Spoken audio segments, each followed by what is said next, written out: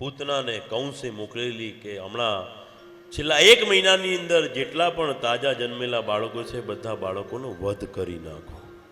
પૂતના એ બાળકોનો વધ કરતી કરતી ગોકુળમાં પહોંચી. ગોકુળમાં ખબર પડી છે કે ગોકુળમાં હમણાં જ 4 દિવસ પહેલા નંદ અને યશોદાના ત્યાં એક દીકરાનો જન્મ થયો છે ને મારવા માટે ત્યાં પહોંચી ગઈ છે. પોતાના સ્તન ઉપર વિષ લગાવી દીધું છે, ઝેર લગાવ્યું છે અને યશોદાજી રસોઈ ઘરમાં ગયા. બાલકૃષ્ણને એમને ખોળામાં લીધા. બાલકૃષ્ણને ખોળામાં લીધા એટલે યશોદા તો ન ઓળખે પણ આ તો પ્રભુ છે. ભગવાને આજે પૂતનાને ઓળખી લીધી છે કે આ શું કરવા માટે આવી છે. અને જ્યાં બાલકૃષ્ણને ખોળામાં લીધા એટલે ભગવાને આંખો બંધ કરી દીધી. ભગવાને આંખો બંધ કરી દીધી. જેવા આમ કરીને આમ બાલકૃષ્ણને ખોળામાં ધવડાવવા માટે લીધો એટલે કનૈયાએ આંખો બંધ કરી દીધી. આંખો બંધ કરી એટલે એનો અર્થ શું કે પૂતના જેવો જીવ જ્યારે પણ ભગવાનના દર્શન કરવા માટે જાય છે ત્યારે આ કનૈયો આંખો બંધ કરી દે છે.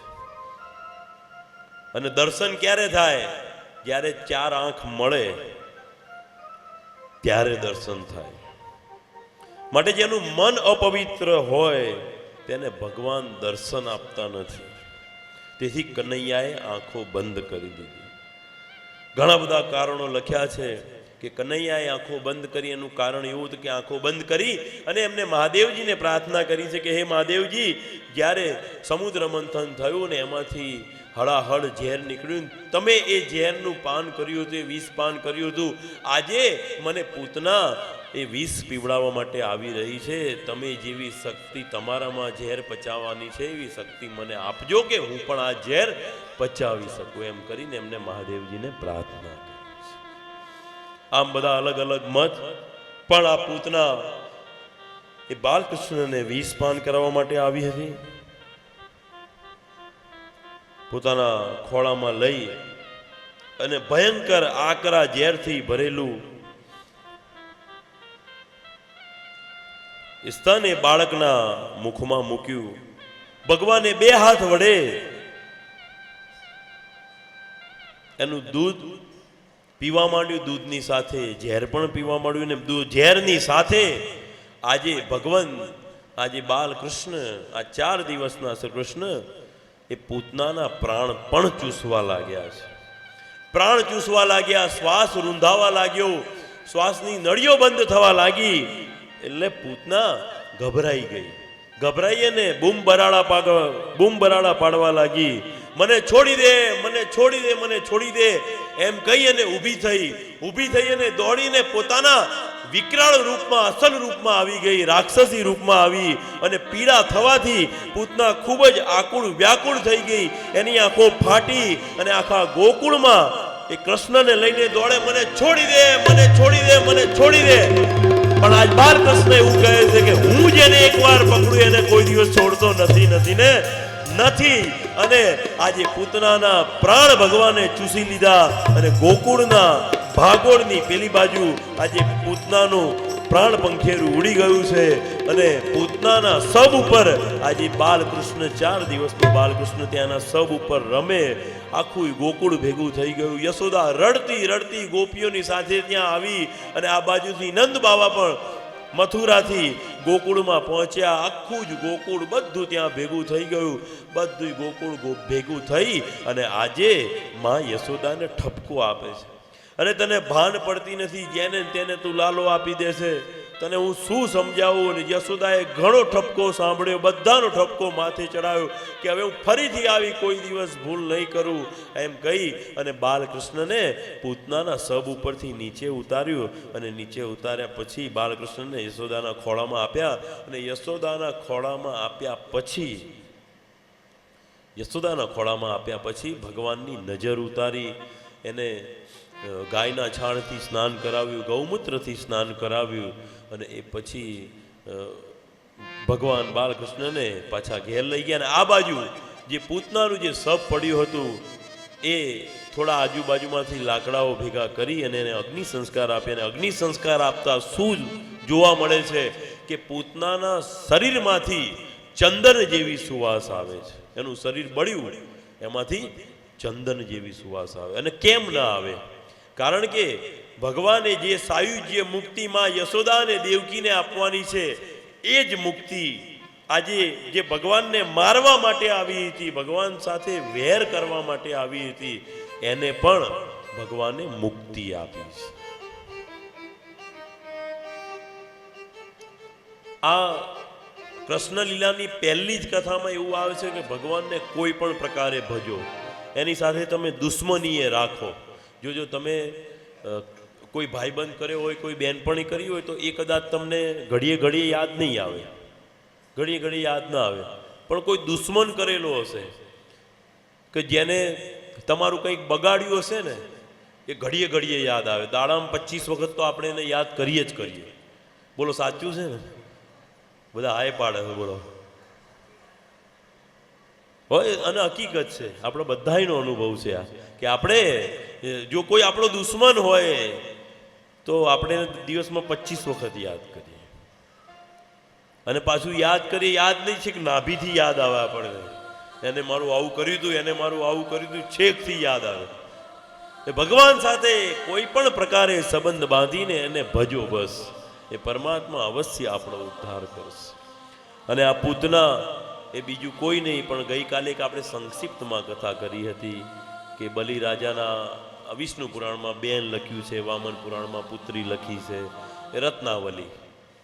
એ રત્નાવલી એનું નામ હતું. અને એ જ્યારે વામન સ્વરૂપે ભગવાન ત્યાં ગયા ત્યારે એમને થયું કે મારે ત્યાં જો આવો દીકરો હોય તો હું એને ખૂબ જ ધવડાવી અને એને હુષ્ટપુષ્ટ રાખું, એને હું મારું દૂધ પીવડાવું, આવું એના મનમાં ભાવ થયો.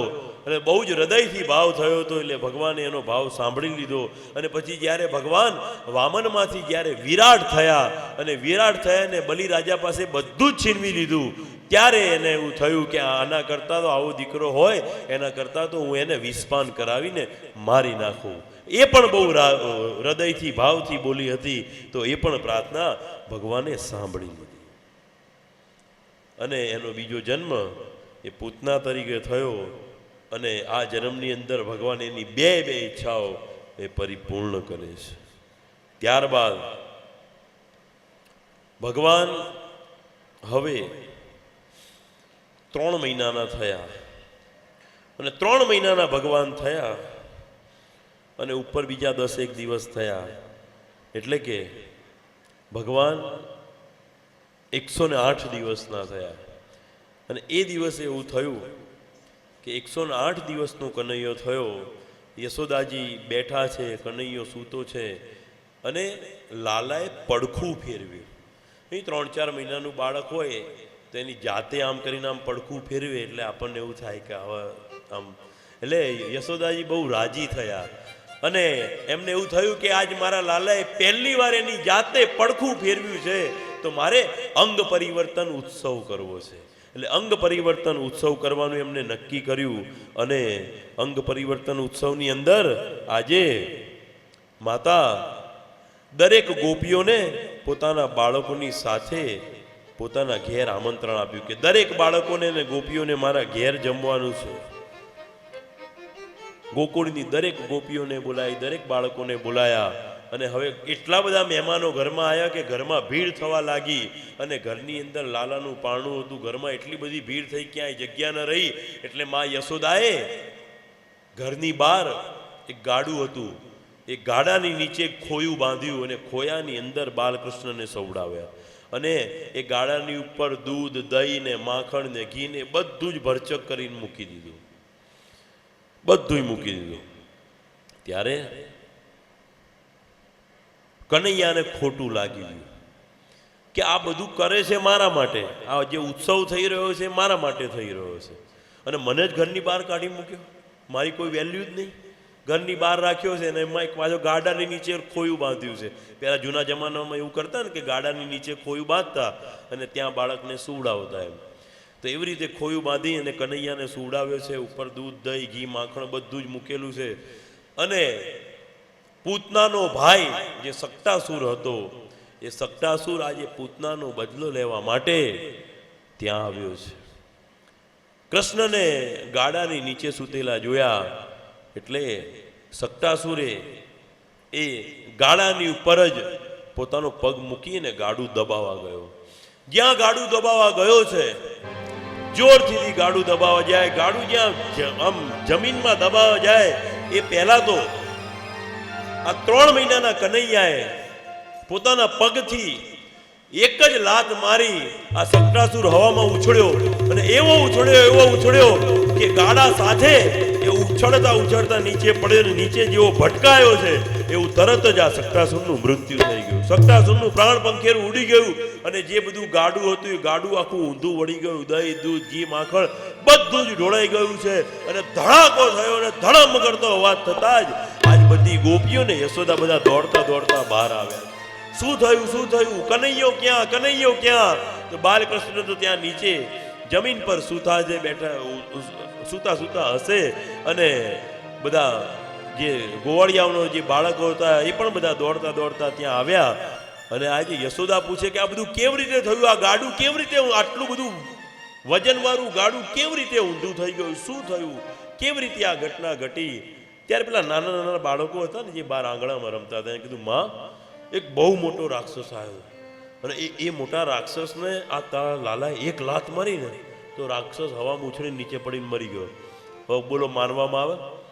3 મહિનાનું છોકરું મોટા રાક્ષસને એક લાત મારે ને પાછું પડી જાય ને મરી જાય ને આવી વાત માનીએ આપણે? યશોદા કે હશે, જે થયું તે મારો લાલો હાજો છે એમ કરી એને લઈ લીધો ને ધવડાયો. ગોપીઓ બધી ભેગી થઈ કે યશોદા તને કશી ખબર પડતી નથી, તને અમે રોજ શું ઠપકો આપીએ, આમ કહી અને આજે બાલકૃષ્ણ આખા માટીવાળા થયા હતા, એને સ્નાન કરાવ્યું, નવા કપડાં પહેરાવ્યા છે અને આજે પારડિયામાં આજે લાલાને મૂક્યો. બધી જ ગોપીઓ આજે યશોદાના ઘરમાં છે. બધી આખી ગોકુળનું એક ગોપી, કોઈ પણ ગોપી એના ઘેર નથી, બધી યશોદાના આંગણામાં અને પારણું એ વચ્ચોવચ્ચ છે. ચારે બાજુ બધી ગોપીઓ ઊભી છે અને આજ બધી જ ગોપીઓ આજે લાલાને ઝુલાવે અને દ્રશ્ય કેવું હશે કે ગોપાલ મારો પારણીએ ઝૂલે, ગોપાલ મારો પારણીએ ઝૂલે, ગોપાલ મારો પારણીએ ઝૂલે રે, ગોપાલ મારો પારણીએ ઝૂલે, ઝુલાવે ગોકુળની ગોપી રે, ઝુલાવે ગોકુળની ગોપી એ ઝુલાવે ગોકુળની ગોપી રે, ઝુલાવે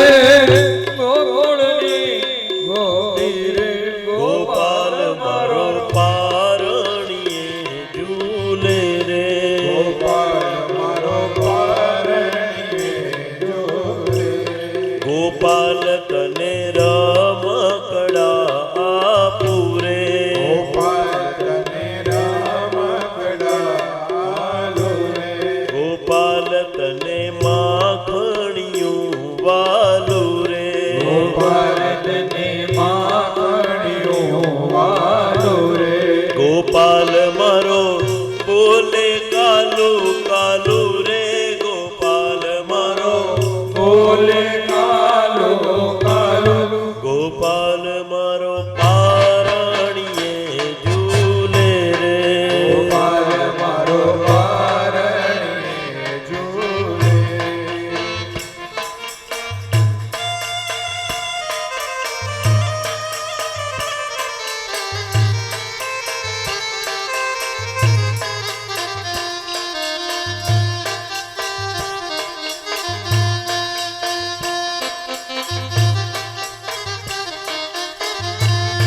ગોપાલ તને ઝાંઝરિયું પહેરાવું, ગોપાલ તને ઝાંઝરિયું પહેરાવો, ગોપાલ તને ઝાંઝરિયું પહેરાવું, ગોપાલ તને ઝાંઝરિયું પહેરાવો, કે નાના ડગલિયા રે ભરાવું, એ નાના નાના ડગલિયા રે ધરાવો.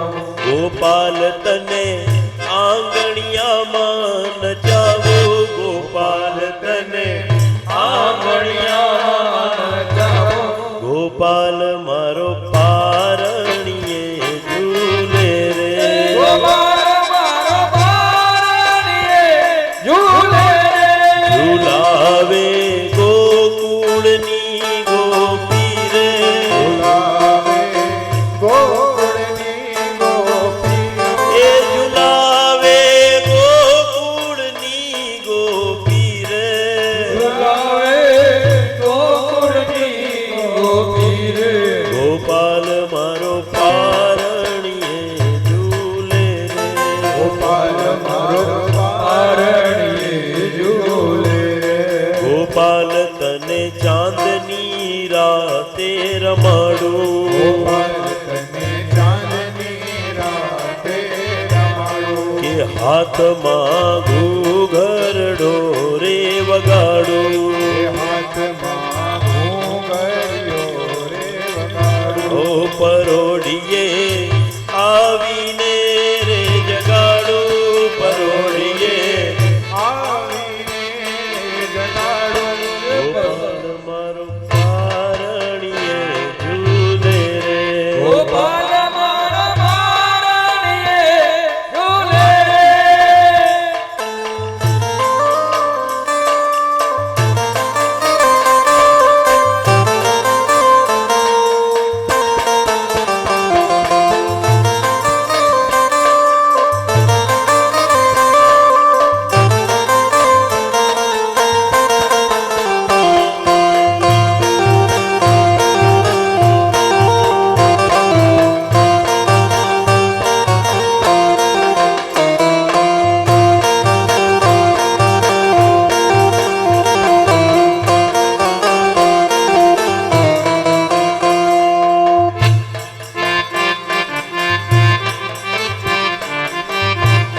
ગોપાલ તને મોર પીછ મુગટ પહેરાવો. ગોપાલ તને મોર મોઈન ફૂગટ પહેરાવો. કે તારી કેડે કંદોરો પહેરાવો. ગોપાલ તને કેડે કંદોરા પહેરાવો. ગોપાલ તને સોના પારણીએ ઝુલાવો. ગોપાલ તને સોના પારણીએ ઝુલાવો. ગોપાલ મારો પારણીએ ઝૂલે રે. ગોપાલ મારો પારણીએ ઝૂલે. ઓ રે ગોપાલ મારો પારણીએ ઝૂલે રે. ગોપાલ મારો પારણીએ ઝૂલે રે. ઝુલાવે ગોકુળની ગોપી રે. ઝુલાવે ગોકુળની ગોપી રે. ગોપાલ મારો પારણીએ ઝૂલે રે. ગોપાલ મારો પારણીએ ઝૂલે રે. ગોપાલ મારો પારણીએ ઝૂલે રે. ગોપાલ મારો પારણીએ ઝૂલે રે. નંદલાલા નંદલાલા નંદલાલા ગોપાલા. નંદલાલા નંદલાલા નંદલાલા ગોપાલા. નંદલાલા નંદલાલા નંદલાલા ગોપાલા. નંદલાલા નંદલાલા નંદલાલા ગોપાલા. એ નંદલાલા ગોપાલા. નંદલાલા ગોપાલા. નંદલાલા ગોપાલા. નંદલાલા ગોપાલા. ઓ નંદલાલા નંદલાલા નંદલાલા ગોપાલા. નંદલાલા નંદલાલા નંદલાલા ગોપાલા.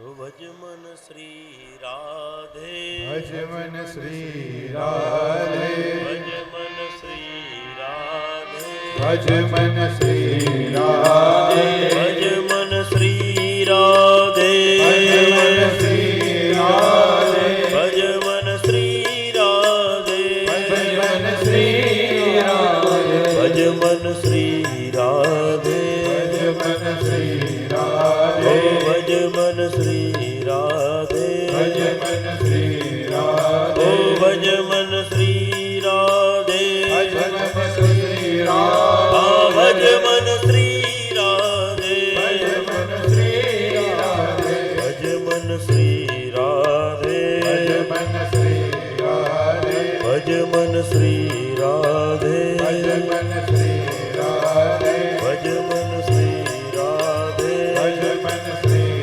રાધે. આજે બધી જ ગોપીઓ ભગવાન જેના જીવનમાં ભગવાનનું પ્રાગટ્ય થઈ ગયું હોય પછી ત્યાં ઉત્સવ જ ઉત્સવ હોય. આજે બધી જ ગોપીઓ ભેગી થઈને ઉત્સવ મનાવે અને આખા એ ગોકુળમાં એટલો આનંદ છવાઈ ગયો છે. એક દિવસ માં યશોદા બાલકૃષ્ણને ખોળામાં બેસાડીને રમડતા હતા. એ વખતે એક તૃણાવત નામનો રાક્ષસ એ વંટોળિયાનું રૂપ ધારણ કરી અને કૃષ્ણને મારવા માટે આવી રહ્યો હતો. તૃણાવત દૈત્યને મારવા બાલકૃષ્ણ વજનમાં એકદમ ભારે બની ગયા. યશોદાજીને ખૂબ જ વજન લાગતા તેમણે કૃષ્ણને જમીન પર મૂકી અને ઘરના કામમાં લાગી ગયા. કનૈયાએ વજન વધાર્યું અને એટલું બધું વજન વધવા લાગ્યું કે યશોદાને એનો ભાર લાગ્યો અને ભાર લાગવાના કારણે કૃષ્ણને જમીન પર મૂકી દીધા અને ઘરના કામમાં લાગી ગયા. અને થોડી જ વારની અંદર આ તૃણાવત નામનો દૈત્ય વંટોળિયા રૂપે ત્યાં આવ્યો અને આવી અને લાલાને ઉઠાવી અને આકાશમાં ચડી ગયો. નહીં પેલી આમ ભમરી આવતી પેલી વંટોળની આપણે ગામડામાં બધાએ જોઈ હશે પેલી ભમરી થાય વંટોળની એવી ભમરીનું સ્વરૂપ લઈને આ તૃણાવત આજે ત્યાં આવ્યો છે ને લાલાને લઈ અને આકાશમાં ઉપર ચડી ગયો.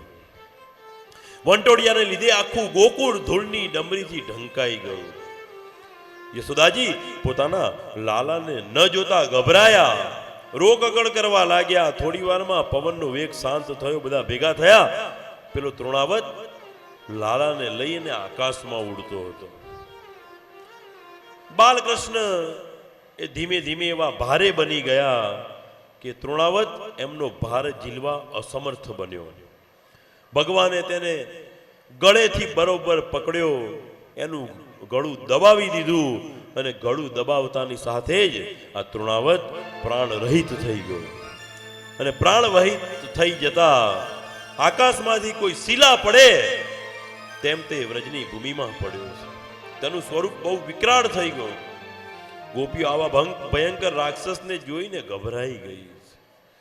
તેમણે રાક્ષસની છાતી પરથી બાલકૃષ્ણને ઉંચકી લીધા અને યશોદાને સોંપી દીધા છે. નંદ વગેરે ગોવાળિયાઓ ફરી મૃત્યુના મુખમાંથી બચેલા પુત્રને મેળવીને અત્યંત હર્ષ પામ્યા છે. તમે વિચાર કરો કે કૃષ્ણનો જન્મ થયો ત્યારથી જ એના ઉપર કેટલી બધી વિપત્તિ આવી છે. આ તમે આ બધી કથા સાંભળો છો કે તૃણાવતને માર્યો, સકટાસુરને માર્યો, પૂતનાને મારી. પૃથ્વી ઉપર એને જન્મ ધારણ કર્યો છે તો જે પૃથ્વીના ગુણધર્મો છે તો ભગવાનને લાગુ પડે ને પડે છે, એને પણ લાગુ પડે. અને આપણને થોડુંક દુઃખ પડે એમાં તો ઘરના મંદિરમાં માથા પછાડીએ અને અહીં ચાલતો આવીશ ને, અહીં ચાલતો આવીશ ને, અહીં આટલા દીવા કરીશ ને, અહીં આટલા નારિયેળ બાંધીશ ને, અહીં આટલા નારિયેળનું તોરણ કરીશ ને, અહીં આટલા નારિયેળ વધેરીશ ને. એક જણા એવી બાધા રાખી હતી કે 25 વાર ચોટીલા ચડીશ ને ચોટીલા ઉતરીશ, ડુંગરો ચડીશ, 25 વાર ચડીશ કે મને આટલું બધું દુઃખ પડ્યું. એને ઓળખું પાછો સારી રીતે.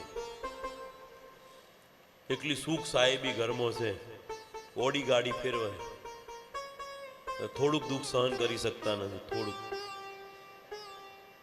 તમે તમારા જીવનની અંદર એટલું સુખ લખાઈને આયા નથી. દુઃખ આવશે જ, દુઃખ પડવાનું જ છે, દુઃખ પડે જ. આપણે આપણી જાત જુઓ ને આજુબાજુમાં દરેક જીવને જોઈ લો, કોઈ જીવ દુઃખી નથી એવું કોઈ છે જ નહીં. દરેક જીવ આ સંસારમાં જન્મ્યો દુઃખી જ છે, પણ એ વાત આપણે સમજી શકતા નથી. એ વાત આપણે સમજી શકતા નથી. અને પાછા આપણે કેવા છીએ ખબર છે કે આપણી ઉપર દુઃખ પડે એટલે આપણે એવું વિચારીએ કે ભગવાન આપણી પરીક્ષા કરે છે. આપણી ઉપર દુઃખ પડે તો આપણે એવો વિચાર કરીએ કે ભગવાન આપણી પરીક્ષા કરે. અને જો કોઈ બીજા ઉપર દુઃખ પડ્યું હોય, બીજા ઉપર દુઃખ પડતું હોય અને એ વાત આપણને મળે, આપણે સાંભળીએ, આપણે જોઈએ, તો પાછા આપણે કહીએ ભાઈ એ તો એને એના કર્મ કર્યા છે તેને ભોગવવા પડે. તમારા ઉપર દુઃખ પડે એ પરીક્ષા ભગવાનની, અને કોકની ઉપર દુઃખ પડે એના કર્મ.